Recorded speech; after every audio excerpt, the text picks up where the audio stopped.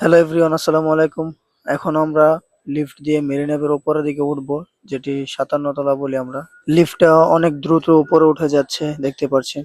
কিছুক্ষণের মধ্যে আমরা 57 তলার উপরে চলে যাব। উপরে ওঠার পরে আমরা সিঙ্গাপুর শহরটা ছোট একটা আয়তনের মতো ভিউ হিসেবে দেখতে পারবো।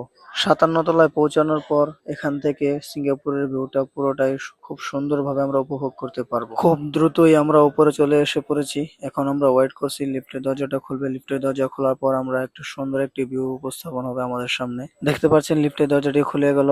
এখন আমরা সামনের দিকে এগোচ্ছি ভিউটা দেখার জন্য। অবশেষে আমরা 57 তলায় চলে এসেছি। এখান থেকে সিঙ্গাপুরকে একেবারে অন্যরকম ভাবে দেখা যাচ্ছে। সো আপনারা দেখতে পারবেন সামনের ভিউটা আসলে কেমন, খুবই সুন্দর লাগছে আমার কাছে। সো আজকে মোডটাই আমার একটু অন্যরকম লাগছে। দেখতে পাচ্ছেন আমাদের সামনে কত মানুষ এখানে ফটোশুট করতেছে।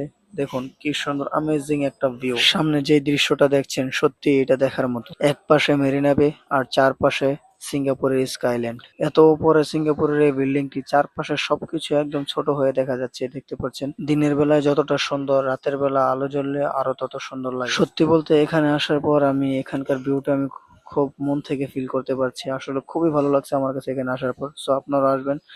আসলে এখানে আসতে টাকা লাগে না, এখানে ফ্রিতে আসতে পারবেন। যদি আপনি এর ভিতরে সুইমিং করেন সেক্ষেত্রে আপনার টাকা লাগবে।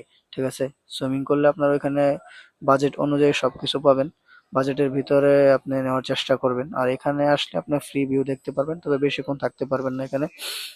20 থেকে 30 মিনিটের মতো থাকা যায়। সত্যি বলতে এখানে আমি যতক্ষণ ছিলাম, মানে ভিউটা ভাই দেখার মতো একটা ভিউ ছিল। তো আপনারা আসলে এখানে আসবেন।